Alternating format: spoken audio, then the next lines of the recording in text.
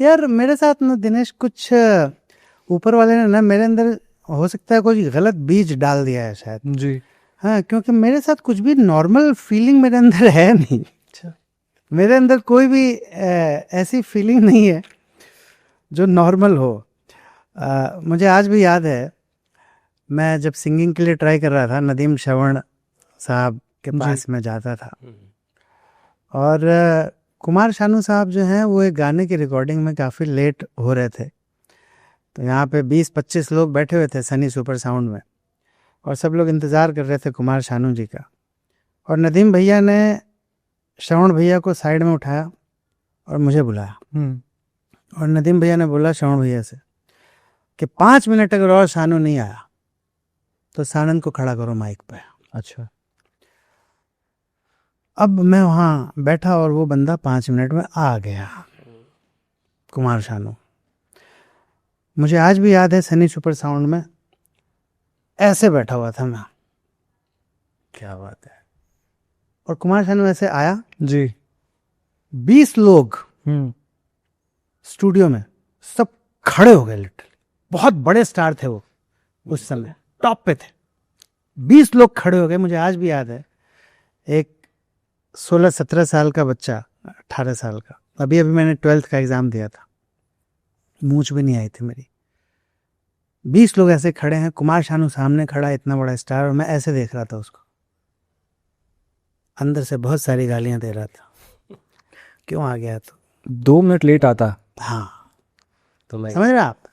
तो मैं आज तक यार कभी भी किसी के औ में नहीं आया। मुझे आज तक कभी भी ऐसा नहीं लगा कि यार ये बहुत, जी, समझ रहे हो आप। जैसे देव साहब की फिल्में, हम बेसिकली हमारे घर में हम तो भुखमरी के शिकार थे, पैसे वैसे रहते नहीं थे, पर फिर भी मेरे पिताजी ऐसे थे कि वो माँ से कहते थे कि पड़ोसी से 20 रुपए ले आओ, अमिताभ बच्चन की नई पिक्चर आई है। क्या बात है। तो हम लोग फिल्मों से इतना प्यार करते थे मेरे पिताजी कि उधार पैसा मांगकर हम लोग पिक्चर देखने जाते थे, समझे आप। और वैसे नॉर्मली शनिवार, अपना संडे को दूरदर्शन पे फिल्म आया करती थी, और मैं अपनी बहन के साथ तकरीबन 20 मिनट 25 मिनट की दूरी पर किसी के घर में एक ब्लैक एंड वाइट टीवी रहता था, तो वो जाके देखते थे संडे वाली फिल्म। अब उसमें शम्मी कपूर की फिल्में आ रही, देव साहब की फिल्में आ रही, ब्लैक एंड वाइट फिल्में आ रही, तो देवानंद मुझे अच्छे लगते थे जी। और मेरे अंदर हमेशा से एक एक्टर रहा है। मुझे हमेशा से ऐसा महसूस होता रहा है कि मैं एक एक्टर हूँ और एक सिंगर हूँ। वो मेरे अंदर कुछ तो है, कुछ चीज़ें, कुछ एलिमेंट्स ऐसे हैं जो मुझे, समझ रहे हैं आप, मुझे पकड़ पकड़ के निचोड़ते रहते हैं, मैं हूँ मैं हूँ मैं हूँ, अंडरस्टैंड। तो देव साहब मुझे बड़े प्यारे लगते थे, बड़े खूबसूरत लगते थे, उनको देख के ना बड़ा मज़ा आता था मुझे, और शम्मी कपूर को भी देख के। अच्छा। तो मैं ऊपर तक का बटन बंद करके घूमता था। लेकिन कमिंग टू योर क्वेश्चन, कि जब मैंने देव साहब से फ़ोन पर बात की थे ना, बस वेरी वेरी नॉर्मल। यानी मैंने देव साहब से बात की है फ़ोन पे, मैंने शाहरुख खान से बात की है फ़ोन पे। क्या बात कर रहे हैं। मैंने शाहरुख खान सर उस समय एकदम नए थे, उनसे बात की थी फ़ोन पे। मैंने दिलीप साहब से बात की है फ़ोन पे। मैंने महमूद भाईजान के तो घर पे जाके इंटरव्यू लिया उनका। अच्छा। महमूद भाईजान का हमारा एक वीडियो मैगजीन हुआ करता था जिसका नाम था फेस टू फेस। उस समय सुपर VHS हुआ करता था जिस पर हम शूट करते थे जी। और मैं यूनिट चीफ था, जाकर इंटरव्यू लेता था। तो कई लोग थे, ये इसकी हीरोइन जो है अपना किशन कन्हैया की जो एक हीरोइन है, क्या नाम है उसका, शिल्पा शिरोडकर जी। शिल्पा शिरोडकर के घर जाके उनका इंटरव्यू लिया है मैंने। शिल्पा शिरोडकर, महमूद जी का लिया है। जीतू भैया से बात हुई थी, जितेंद्र से बात हुई है। अच्छा। जब एकता कपूर कुछ नहीं थी उस समय जीतू भैया ने बोला था मुझे कि, क्योंकि उस समय हमारा एक चैनल था जिसका नाम था ETC। ये कौन से सन की बात है। बहुत पुरानी बात है भाई, इन 90s की बात कर रहा हूँ मैं। ETC म्यूजिक चैनल था। हाँ नहीं, म्यूजिक चैनल के, हाँ सॉरी, ATN, 80 है ना। ATN नाम जी उस पे हमारा एक शो आता था। क्या नाम था उसका, सुर से कुछ नाम था। अच्छा। तो उस समय कहीं कोई नहीं था बस।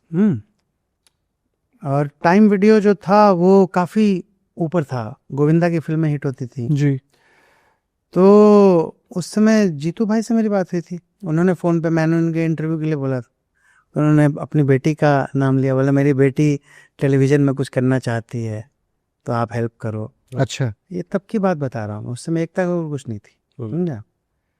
तो कहना मैं ये चाह रहा हूँ कि बहुत बड़े बड़े दिग्गजों से मैंने बात की है, पर कभी भी यार मेरे को कोई ऐसा कुछ नहीं लगा कि मैं किसी के सामने बहुत ज़्यादा, एक थोड़ा सा एक महसूस अगर हुआ था तो वो केबीसी के प्रोमो शूट के दौरान महसूस हुआ था, जब मैं अमिताभ बच्चन के साथ जी। शूटिंग कर रहा था।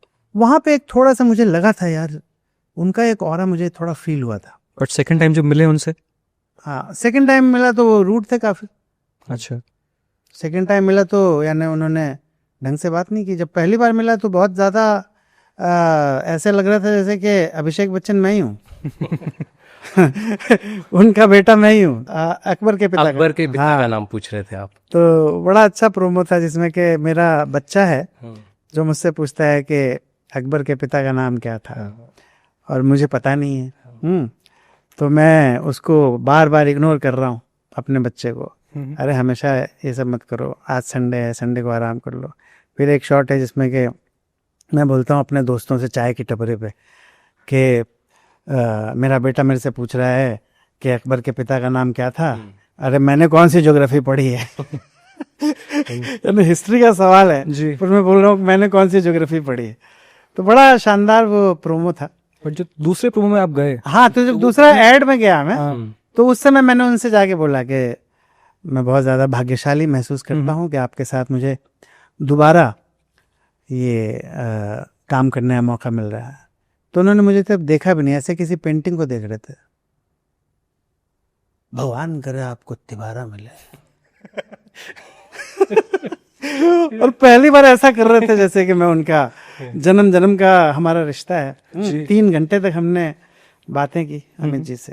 सर बॉलीवुड में ऐसा होता है कि दोस्त बहुत, जैसे मैं बहुत, कोई किसी का दोस्त नहीं है यार, और बाद में किसी से बात ही नहीं हो पाती। कोई किसी का दोस्त नहीं है, सब नाटक, सब झूठ।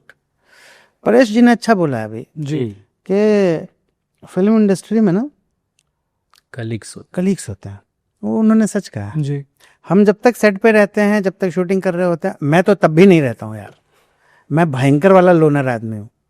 हम लोग भाभी जी, मैं 11 साल से हम लोग कर रहे हैं, जी गोवा गए थे शूटिंग के लिए। गोवा में क्रूज में, हम क्रूज से गए थे शूटिंग पे, और जब कुछ मेरे शॉट्स हुए, जब हम उस समय निकली नहीं थी वो जहाज निकला नहीं था वहाँ से, मुंबई के डॉकयार्ड से वो निकला नहीं था, तो कुछ शूट वूट हुआ जी।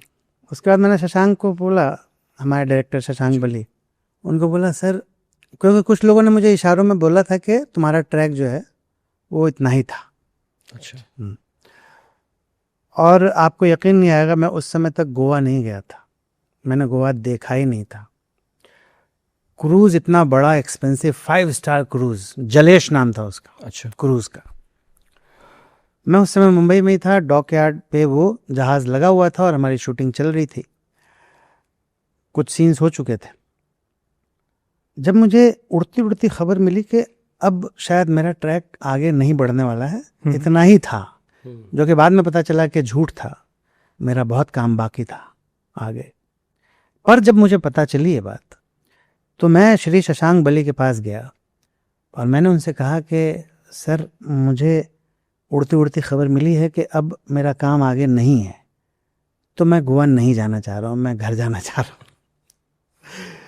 तो उन्होंने सर पीट लिया, बोला यार तुम कैसे आदमी हो यार, क्या प्रॉब्लम है तुमको? अरे इतना अच्छा 5 स्टार क्रूज है, हम लोग जाएंगे, हैं, रास्ते में कितना मज़ा आएगा, क्या क्या चीज़ें होती हैं, बहुत बहुत मज़ा आता है यार जी। बहुत एक्सपेंसिव ट्रिप था वो जी गोवा का, ना मैंने कभी गोवा देखा था। हैं, तो उनकी आंखें फटी की फटी रह गई मेरे इस प्रपोजल पे कि मैं घर जाना चाह रहा हूँ। हाँ, खैर, तो उनके कहने पर मैं नहीं गया और आगे काफ़ी शूट था वैसे भी, और मेरे मन को देखते हुए अगर मेरा शूट नहीं रहता तो शायद शशांक सर बोल भी देते कि ठीक है तुम चले जाओ, पर काम था मेरा। अच्छा तो मतलब ये है कि मैं ना मुझे आसक्तियाँ नहीं हैं जीवन में, मैं किसी चीज़ के प्रति भी आसक्त नहीं हूँ। जी। अगर कुछ मिल गया बहुत खुश, बहुत बढ़िया, अगर नहीं मिला तो कोई प्रॉब्लम नहीं होती है मुझे। मैं अपने आप से बहुत मस्त रहता हूँ, खुश रहता हूँ। मुझे ये बिल्कुल नहीं लगता है कि काश मुझे वो चीज़ मिल जाती, काश मुझे वो चीज़ मिल जाती। कुछ नहीं, क्योंकि मेरे पास कुछ था ही नहीं, ज़ीरो से शुरुआत हुई थी। तो ज़ीरो से यहाँ तक पहुँच गए कि पिंक विला में आपके साथ इंटरव्यू कर रहे हैं। क्या चाहिए यार, there is nothing to complain. To watch the full video click here. पूरा वीडियो देखने के लिए यहाँ क्लिक करें।